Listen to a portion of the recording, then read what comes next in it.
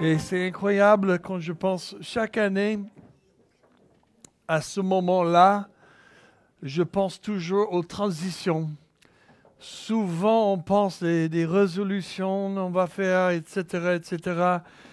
Moi, j'en ai marre des résolutions qui ne fonctionnent pas. J'en ai marre de faire une grande liste de toutes les choses que je vais changer dans ma vie cette année. Et un mois, 2 mois plus tard, je commence avec une super bonne liste. Chaque jour, je suis dans les pompes et toutes ces choses physiques. Et la 7e journée, je suis là avec un donut en train de manger. Et regardez les autres qui font ça. Mais bon, c'est comme ça la vie. Bon, on commence ce matin avec le passage en psaume 1. Un de mes psaumes préférés. Heureux. Tout le monde dit heureux. Tout le monde dit béni. Voilà. Est-ce que vous voulez être béni? Heureux. Alors, on va regarder comment. Heureux l'homme / femme qui ne suit pas le conseil des méchants. Est-ce que vous avez des méchants? Vous connaissez quelques méchants? Est-ce que vous pouvez sortir un papier et commencer à faire une petite liste de tous les méchants que vous connaissez? Voilà, la grande liste, peut-être vous connaissez pas mal dans votre famille aussi. En fait, heureux l'homme qui ne suit pas le conseil des méchants, qui ne s'arrête pas sur la voie des pécheurs et ne s'assied pas en compagnie des moqueurs, mais qui trouve son plaisir dans la loi de l'Éternel et la médite jour et nuit. Il ressemble à un arbre planté près d'un cours d'eau. Il donne son fruit en sa saison et son feuillage ne se flétrit pas. Tout ce qu'il fait lui réussit. Les méchants, au contraire. Tout le monde dit au contraire. Au contraire, mon frère. Les méchants, au contraire, ressemblent à la paille que le vent disperse. Voilà pourquoi les méchants ne résistent pas lors du jugement, ni les pécheurs dans l'assemblée des justes. En effet, l'Éternel connaît la voie des justes, mais la voie des méchants mène à la ruine. Wouh! Merci Matt, joyeux Noël. Quel bon verset. En fait, ce passage-là, cette première chapitre de psaume, cette première psaume, c'est plein de sagesse, plein de bonne nourriture pour toute l'année. Donc, moi, je trouve que ce passage parle surtout de comment on se gère quotidiennement et surtout dans les moments de transition. Et vous connaissez bien que nous sommes toujours en transition dans un certain sens. Et quand on commence une nouvelle année, normalement, il y a des transitions qui commencent tout de suite. Par exemple, on va commencer à dater nos chèques 2024 au lieu de 2023. Et je sais, parmi un groupe de ce nombre-là, il y a certains parmi vous qui vont faire une erreur. Même si je le dis, vous allez marquer 2023 et oh mince, il faut refaire le chèque ou glisser le chiffre un petit peu et transformer en 4. Je ne sais pas si vous êtes plus doué que moi, mais voilà. Mais les transitions sont des moments où nous passons d'un endroit à l'autre. Par exemple, vous connaissez maintenant mon histoire un petit peu, que j'ai rencontré Jésus quand j'avais 20 ans et j'étais un membre d'une équipe de l'athlétisme à l'université de Houston. Et dans mon première conférence, le plus grand championnat de notre région, toutes les grandes écoles, etc., en la première division, moi j'étais là, tu fais la compétition tous les semaines, tous les samedis, et tu fais l'entraînement toute la semaine, et chaque samedi, il y a une compétition. Mais à la fin du printemps, il y a une grande conférence, une grande championnat de notre région, notre conférence, le Southwest Conference, la conférence du sud-ouest des États-Unis.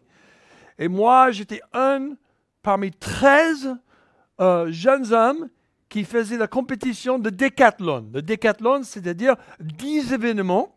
Tu fais un événement et comment tu fais, tu reçois des points.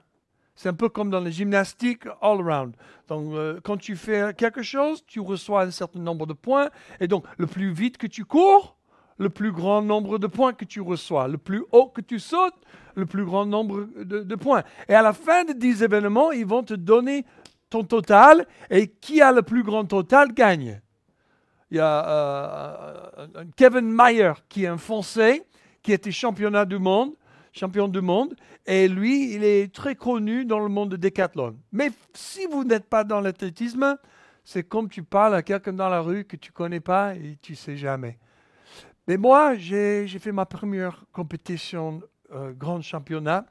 Et dans cette compétition, il y a 10 événements. J'arrive à la dernière événement. Après 2 jours de compétition, de fatigue, le dernier événement, c'est le 1500 mètres.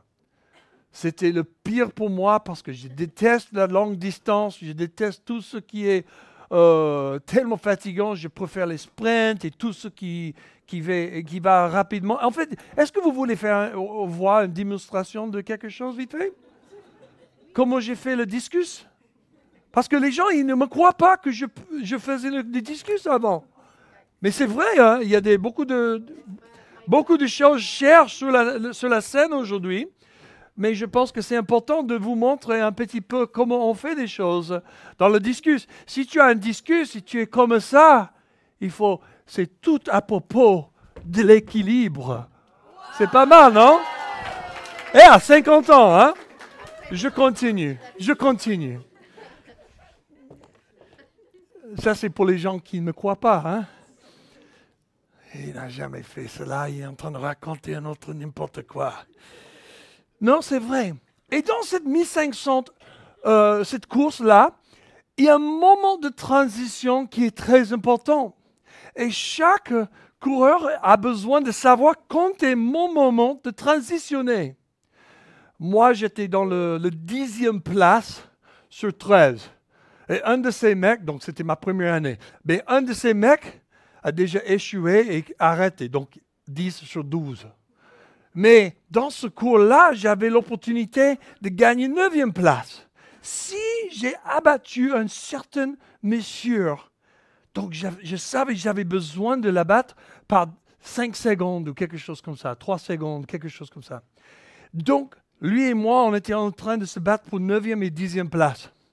Donc, dans le 1500, on court, je garde un bon rythme, je suis fatigué déjà après 2 jours. Mais je le garde dans mes yeux, toujours 10 mètres devant moi à peu près. Oh là là là, je connais mon moment de transition, c'est à peu près les derniers 250 mètres. Si je commence vers 300 mètres pour terminer, peut-être je peux l'attraper et la battre par 3 secondes. Lui, il est dans sa tête, peut-être fatigué comme moi, en train de courir, j'espère que j'arrive. Et tu imagines, on est dans un stade de 100 000 personnes. Attends. 100 000 chaises. Les événements de l'athlétisme, ils attirent un bon 30 ou 40 personnes. Donc, une grande stade de 100 000 chaises avec quelques centaines d'audiences. Les mamans et les papas de tous les compétiteurs, hein, tu vois. Mais moi, j'ai commencé le dernier lap, le dernier tour. Ils ont fait, ils tirent le petit pistolet. Et je cours et je dis, OK, je suis presque à 300 mètres. Et à 300 mètres, je sais, c'est le moment de commencer à bouger. Donc, je commence à augmenter ma vitesse. J'augmente, je le vois en train de l'attraper. Et vers 150 mètres, je l'attrape. Et là, je fais le petit boost. Tu sais que si tu fais ça, quand tu cours, tu vas plus vite. Donc, j'ai fait boost. C'est le nitrous oxide. Donc, tu fais... Et donc, là, j'ai donné tout ce que j'avais pendant 150 mètres. Et quand j'ai fait ça, le petit audience de 300 personnes dans un stade de 100 000 chaises commence à dire « Allez! Allez !» J'entends « Ouais !» Et je regarde. Juste en même moment, je suis en train d'arriver à la fin et je regarde à droite et j'ai fait « Ouais !» Et tout le monde « Ouais !» Et j'ai gagné contre cet homme. Tu vas penser que c'était pour première place dans le championnat du monde. Juste 2 hommes en train de se battre contre l'un l'autre et on était pénibles. Mais moi, j'ai pensé que c'était le championnat du monde. Dans ce moment-là, j'ai gagné la 9e place et pas la 10e. Et ce mec a dit, « Ah, je te déteste, Matt. Comment tu m'as fait? Tu m'as trahi. Tu es une autre équipe, hein? Moi, je suis là pour gagner. » Transition. Quelle histoire pour une transition. Mais la vie est beaucoup plus, beaucoup plus pleine des transitions qu'on pense. Il y a beaucoup plus de transitions dans la vie qu'on pense. On est toujours en train de faire des transitions. Certaines, on connaît en avance, on sait ce qui vient, on peut planifier pour, et les autres, on se trouve en plein milieu sans désirer, non? Souvent, les transitions ne sont pas aussi rapides. La plupart, c'est qu'on passe d'un bébé à un enfant, un jeune homme ou une jeune fille. En fait, dans le cas des humains, on change tout le temps. On est toujours en transition. Un des meilleurs exemples, c'est déménager à une nouvelle ville.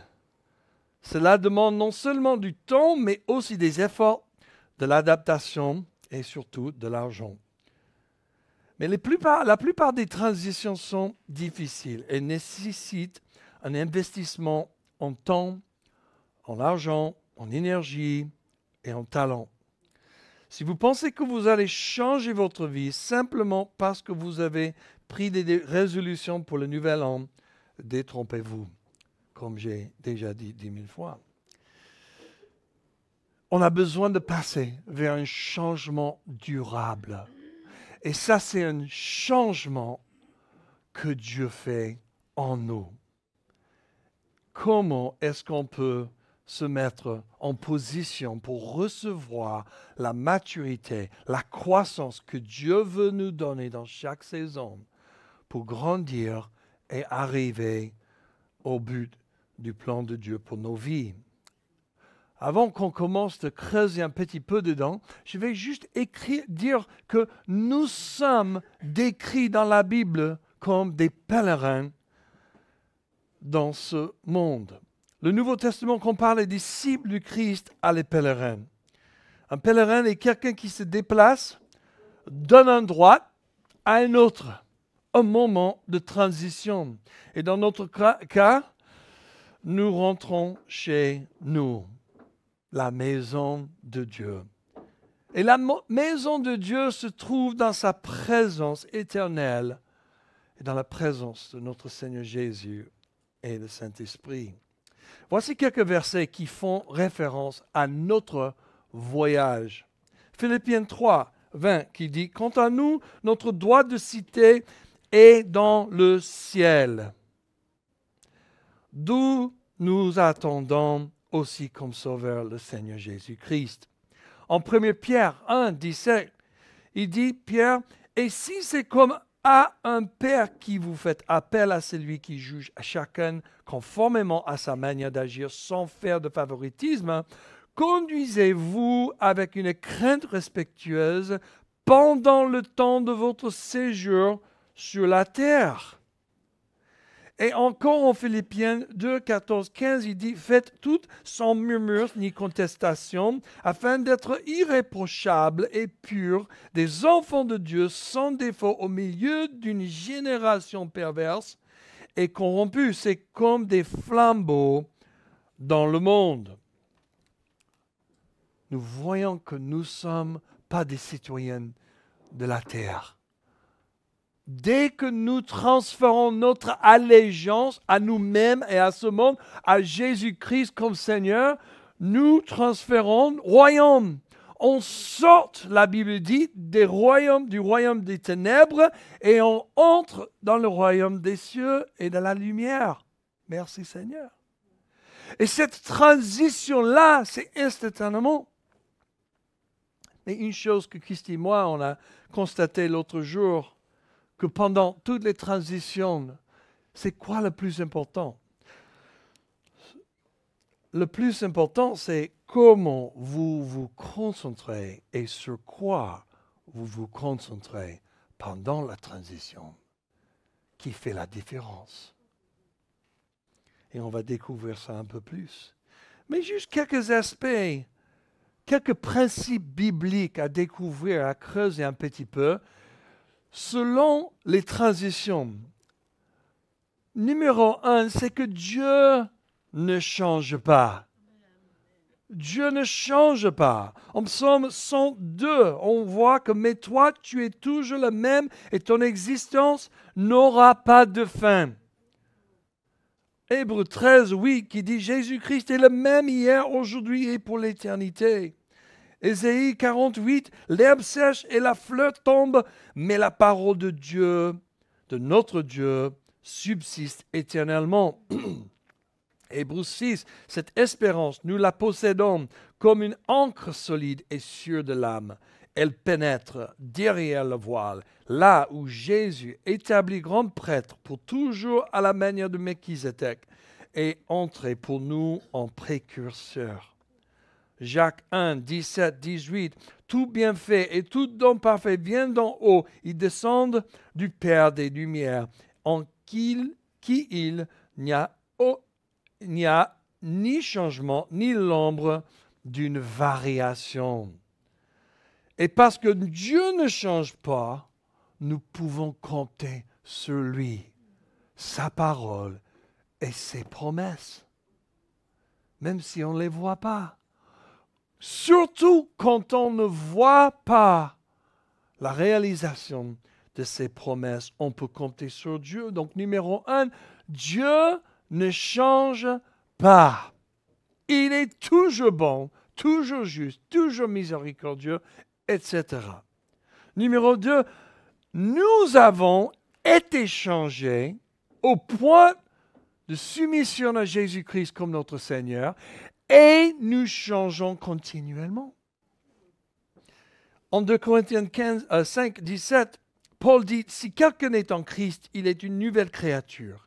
Les choses anciennes sont passées, voici toutes choses sont devenues nouvelles. » En Christ, nous sommes faits nouveaux.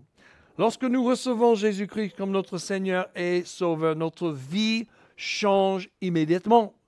Il y a ce que Jésus a décrit à Nicodème. On est né d'en haut. On est né du ciel. On est né de nouveau. C'est une naissance spirituelle qui se passe dans le monde spirituel. C'est pour ça qu'on ne voit pas que ma tête, on voit que ma tête n'a pas changé après que je donne ma vie à Jésus. C'est toujours Matt dans le visage. C'est toujours les mains de Matt et le corps de Matt. Mais en esprit, je suis complètement transformé. Parce que grâce à ce que Jésus a payé avec son sang, je suis purifié, pardonné et maintenant infusé avec le Saint-Esprit de Dieu. C'est pour ça qu'on dit « né de l'Esprit ». Nicodème avait du mal à comprendre tout cela. Mais c'est juste le premier commencement, la première transition, le premier changement qui commence de nouvelle vie en fait. Mais après, c'est une nouvelle vie de continuellement être conformé à l'image de Jésus-Christ. Les choses anciennes disparaissent et toutes les choses deviennent nouvelles. C'est-à-dire qu'on est en Christ maintenant. Nous avons un héritage en Jésus-Christ. Nous avons des promesses de Dieu qui sont à nous maintenant. Et quand je dis des promesses, je ne parle pas juste d'être guéri ou juste d'être en bonne santé, mais je parle des promesses d'être les héritiers des nations. Comme Abraham, nous sommes adoptés dans la famille avec tous les problèmes, les promesses que Dieu a données à Abraham. Et parfois des problèmes aussi, alléluia, les problèmes qui viennent avec. C'est un peu à propos. Hein? Donc ce passage nous montre que le salut lui-même, c'est une transition d'un royaume à un autre. Notre comportement, nos priorités et notre orientation changent en Christ. Alléluia. Ce n'est pas un événement d'un jour. C'est un voyage, comme on a déjà parlé, d'être les pèlerins. Nous continuons à évoluer, à changer et à ressembler de plus en plus à Jésus-Christ chaque jour, à mesure que nous demeurons en lui. Tout est conditionnel. Toutes les promesses de Dieu sont conditionnelles dans nos vies. Si on n'obéit pas à Dieu, on ne peut pas attendre les promesses manifestées dans nos vies de Dieu. Si on est en désobéissance, mais on a tous les dons que Dieu nous a donnés, c'est possible de vivre dans les bénédictions de Dieu. Mais les bénédictions de Dieu n'est pas forcément un signe que nous avons obéi à Dieu, mais plutôt un signe que Dieu est miséricordieux. Il ne faut pas confondre l'obéissance juste parce qu'on est béni ou on voit la provision et la protection du Seigneur. Ce n'est pas forcément un signe que nous sommes 100% dans sa volonté. Fais attention. En Jean 15, 5, Jésus dit, « Je suis la vigne, vous êtes les sarments. Celui qui demeure en moi et en qui je demeure, celui-là porte beaucoup de fruits. Car en dehors de moi, vous ne pouvez rien faire. » Et ça nous montre encore l'importance de demeurer en Christ. Et cette demeurance commence à nous transformer et ça apporte quelque chose comme un fruit, une preuve que nous demeurons en lui.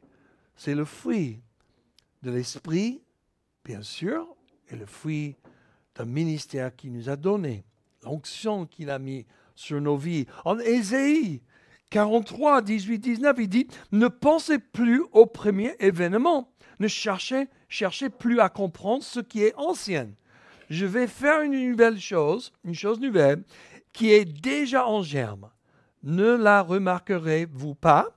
Je vais tracer un chemin en plein désert et mettre les fleuves dans les endroits arides. »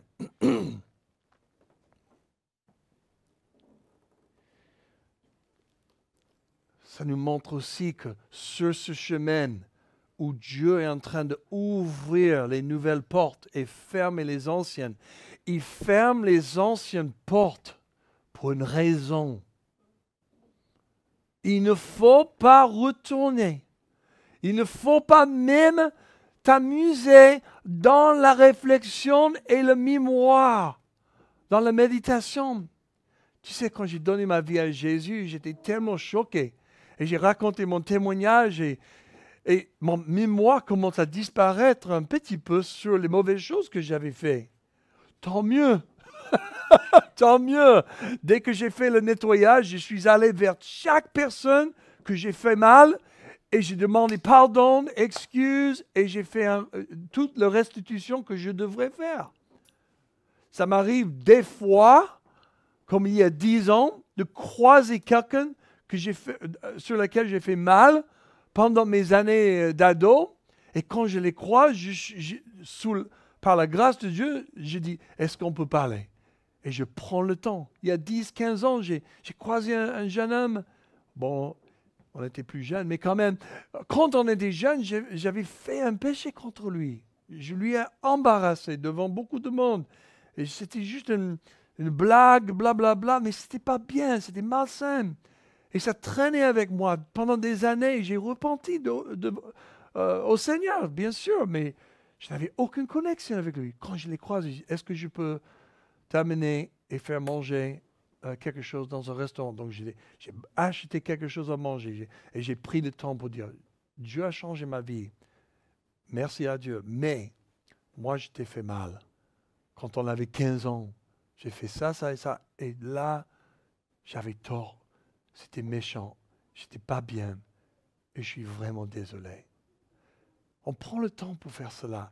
Mais quand même, dès qu'on nettoie le passé au maximum qu'on peut, on avance. On va vers Dieu. On demeure en lui. Quand je me suis marié, je n'ai pas rêvé des jours d'être célibataire. Fais attention là. Pour tous ceux qui veulent être mariés, c'est fini. être célibataire dès que tu es marié. Ne réfléchis même pas. C'est dangereux. Oh, c'était le jour de la liberté, là. À 16 ans. Non. Dieu nous place dans les nouvelles saisons pour nous avancer, pour nous préparer. Il nous change. Il utilise toutes choses dans nos vies. Il nous change continuellement. Le troisième principe biblique, c'est que la saison actuelle nous prépare à la saison suivante. Oh, c'est important d'embrasser où nous sommes. Le plus on résiste, le plus on ne peut pas recevoir la transformation nécessaire pour avancer à la prochaine saison que tu veux. Souvent, c'est le problème avec les gens un peu prophétiques. Ils voient le prochain truc, la prochaine étape. C'est ma cas. Ok, mon cas. On a du mal à voir où Dieu veut nous amener et embrasser la saison où on est jusqu'à c'est fini par Dieu.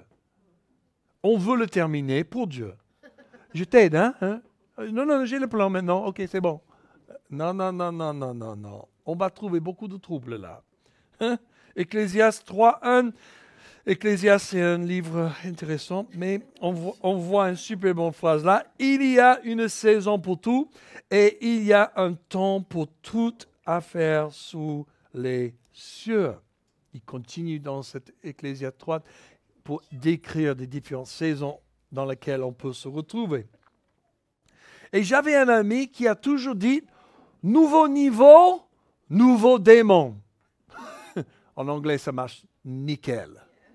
New levels, new devils. C'est une rime. Qu'est-ce qu'il voulait dire? En fait, il voulait dire que, tu sais qu'on se trouve dans une saison, mais pour avancer dans la prochaine saison, il y aura quelque chose qui bloque, qui devient un obstacle pour sortir, mais ce sont des obstacles et des choses, en fait, que Dieu laisse pour nous entraîner, pour nous former, pour enlever les choses qui sont toujours dans nos cœurs, qui ont besoin d'être piquées. Et au revoir. Parce que si on veut arriver dans la prochaine saison et on veut amener tout le bagage et toutes les valises et tout n'importe quoi de notre passé avec nous, ça va complètement détruire nos vies. Donc c'est la miséricorde de Dieu de vous garder exactement où vous êtes, en train de faire les cercles, jusqu'à ce que tu dis, OK, je veux que ta volonté soit faite. Nettoie-moi, j'accepte. Et dès qu'on se soumet, Dieu commence à nous guérir et enlever toutes les pierres de notre jardin du cœur. Il commence à nous remplacer les vérités et remplacer les mensonges avec la vérité. Et on commence à se construire comme il voulait. Et là, on porte le fruit du Saint-Esprit. Là, on porte le fruit du ministère. Et là, il dit, OK, maintenant tu es prêt. C'est vrai qu'il y a des signes, que des choses changent. Il y a des signes et des choses. On sait qu'il y a une saison qui change. L'atmosphère spirituelle change. Peut-être la perspective. Tu commences à voir des choses différemment maintenant. Et peut-être des défis apparaissent. Ou peut-être il y a une guerre spirituelle qui arrive. Et tu dis, ouf, qu'est-ce qui se passe? La pièce se réchauffe. Il est vrai que quelle que soit la saison dans laquelle nous nous trouvons, c'est là que nous sommes appelés à gérer notre temps, nos talents, nos trésors pour la gloire de Dieu. Comme Paul qui a dit, je glorifie Dieu en toutes choses, en toutes circonstances. Peu importe où je me trouve, je trouve un chemin, je trace un chemin, je décide dans mon cœur et dans ma volonté et je vais confesser avec ma bouche en alignement avec mon cœur, soit glorifié Dieu, avec mes actions aussi. Cependant, quelle que soit la saison dans laquelle nous nous trouvons, Dieu veut l'utiliser pour nous faire grandir, mûrir, nous étirer et nous fortifier en vue des prochaines choses ou de la prochaine saison qu'il a pour nous. Quelle que soit la saison dans laquelle vous vous trouvez aujourd'hui, Dieu a un bon but pour vous. Nous sommes appelés à embrasser cette saison actuelle et à demander à Dieu de nous enseigner et nous modeler à son image, nous former en son image. Ce n'est que lorsque nous aurons reçu tout ce qu'il veut faire en nous ici que nous pourrons passer à la saison suivante, à de nouveaux défis, à une nouvelle croissance, etc.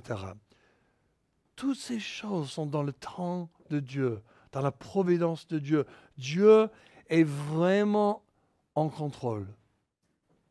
Et c'est sa nature d'amour, de grâce, de bonté qui se manifeste dans la patience pour nous. Parce qu'il nous protège, il pourvoit. Quelques exemples biblique de transition. Je crois que c'est assez facile, mais on voit Joseph qui est passé de prisonnier à premier ministre. Pas mal. Il y a le passage de David, du statut de berger à celui du roi. Le passage de Jésus, du ciel à la terre. Et on retourne dans l'ascension et il va encore faire une transition de retourner pour son peuple. Les disciples de Jésus passent d'étudiants à enseignants, de disciples aux apôtres. C'est intéressant ça. Saul est passé du statut de persécuteur à celui de prédicateur. Qu'est-ce que je suis en train de dire? J'aimerais bien juste vous montrer que le plan de Dieu, c'est que vous ne restiez pas où vous êtes. L'espérance de Dieu dans nos vies, c'est qu'il ne nous laisse pas rester où nous sommes. Mais le clé pour nous laisser passer est dans nos mains. Comment je vais traiter cette saison? Je vais juste couvrir quelques signes que Dieu vous fait passer d'un autre état à un autre. Vous commencez à vous sentir mal à l'aise et agité dans votre saison actuelle. Vos passions peuvent commencer à changer même. Numéro 2, Dieu oriente votre attention de manière persistante vers une nouvelle saison. Où que vous tourniez, vous entendez des sermons à ce sujet. Bon, je prêche la même chose tous les dimanches, donc il ne faut pas penser à ça trop. Vous lisez la Bible et vous voyez des versets bibliques sur le changement et la transition. Numéro 3, les portes continuent de se fermer dans votre saison actuelle parce que Dieu vous prépare à passer à la saison suivante. Et 4e, il se peut que tu éprouves de la douleur avant une transition majeure pour que notre salut vienne. Jésus est passé par la douleur de la croix. C'est intéressant, ces signes.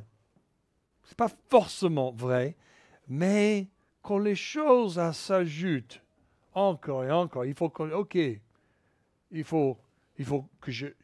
j'accepte que quelque chose se passe ici. Donc la question est, quoi faire? Quoi faire si vous êtes dans une saison de transition? Et je vous donne 3 choses simplement. Numéro 1, demeurez en Christ. Comme on a déjà lu tout le chapitre de Jean 15, on voit le demeurage en Jésus-Christ qui change tout. Notre intimité avec Dieu quotidiennement et toute la journée, chaque jour, est la clé pour chaque transition. C'est pour ça qu'on vous encourage tout le temps. Lis la Bible tous les jours. Médite sur la parole de Dieu. Prends le temps à part faire les priorités, de passer des moments avec notre Dieu. Relationnellement. Pas comme un robot. Pas comme un bon intellect qui dit « Je vais lire 33 chapitres chaque matin parce que Jésus est mort quand il est... » Arrête. Ce n'est pas un exercice intellectuel. C'est une relation avec quelqu'un.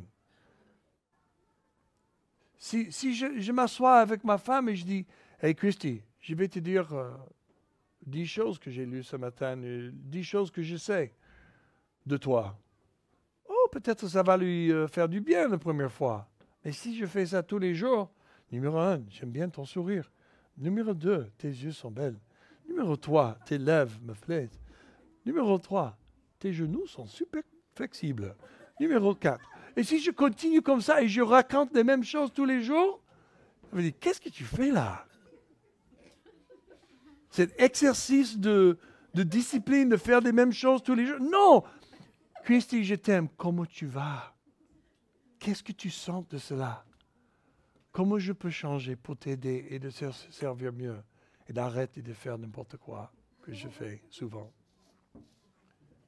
Est-ce que tu penses que Dieu peut traiter des questions comme ça? Est-ce que vous avez jamais posé des questions? Dieu, quand ça se passe là, comment tu te sens? Quand moi je fais ça ou je dis ça, qu'est-ce que ça fait pour toi, dans ton cœur? Oh, je suis désolé Seigneur, aide-moi, aide-moi. Ça c'est une relation. Tu poses des questions, tu attends les réponses. Tu lis les choses sur la nature de Dieu, dans la parole de Dieu, pour en fait entrer dans cette relation avec lui. Ça apporte la vie. Lire la Bible juste pour être intelligent sur tous les versets de la Bible, ça n'apporte pas la vie. C'est juste un exercice académique. Donc, demeurez vraiment en Christ. Numéro 2, demeurez dans la communauté chrétienne autour de toi. En Hébreux 10, 24, 27, il dit « Veillons les uns sur les autres pour nous inciter à l'amour et à de belles œuvres. N'abandonnons pas notre assemblée, comme certains ont l'habitude, mais encourageons-nous mutuellement. Faites cela d'autant plus que vous voyez s'approcher le jour. » Et le troisième D, c'est demeurer dans le conseil des gens de sagesse. Et on va terminer en lisant Psaume 1 encore. OK? On est prêt? Peut-être on peut le lire ensemble, non? Est-ce qu'on peut se lever et lire le verset ensemble? Moi, je pense que c'est important. Heureux l'homme qui ne suit pas le conseil des méchants, qui ne s'arrête pas sur la voie des pécheurs et ne s'assied pas en compagnie des moqueurs, mais qui trouve son plaisir dans la loi de l'Éternel et la médite jour et nuit. Il ressemble à un arbre planté près d'un cours d'eau. Il donne son fruit en sa saison et son feuillage ne se flétrit pas. Tout ce qu'il fait lui réussit. Les méchants, au contraire, ressemblent à la paille que le vent disperse. Voilà pourquoi les méchants ne réussissent pas lors du jugement, ni les pécheurs dans l'assemblée des justes. En effet, l'Éternel connaît la voie des justes, mais la voie des méchants mène à la ruine. Donc, Seigneur, merci pour ce temps ensemble de parler des transitions d'une saison à une autre. Et je sais qu'il y a des gens ici qui voient des signes ou des choses qui sont en train de trembler dans leur vie, des choses qui sont secouées.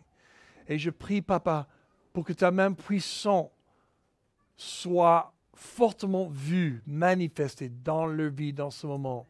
Je prie vraiment que le sentiment de ton amour envahit leur cœur et leur pensée. Merci Seigneur que tu nous aides à demeurer en toi tous les jours. De ne mépriser pas le rassemblement des frères et des sœurs où on trouve un bon conseil. On trouve les personnes motivées pour ton royaume aussi.